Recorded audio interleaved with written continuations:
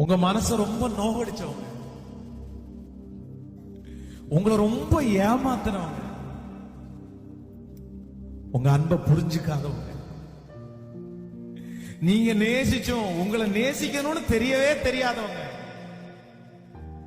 ஆண்டவர் அந்த வார்த்தையை தான் ஞாபகப்படுத்துறாரு.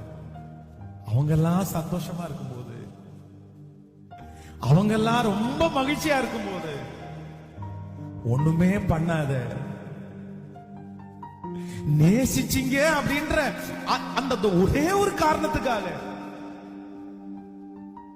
உங்களுக்காக பேச யாரும் இல்லை, உங்களுக்காக வழக்காட யாரும் இல்லை, அந்த காரணத்துக்காக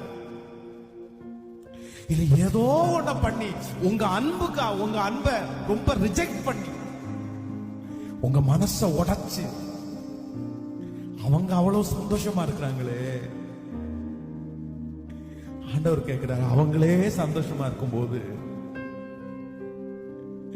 துக்கப்பட வேண்டியவங்க அவங்க, வருத்தப்பட வேண்டியவங்க அவங்க, மனசு கஷ்டப்பட வேண்டியவங்க அவங்க.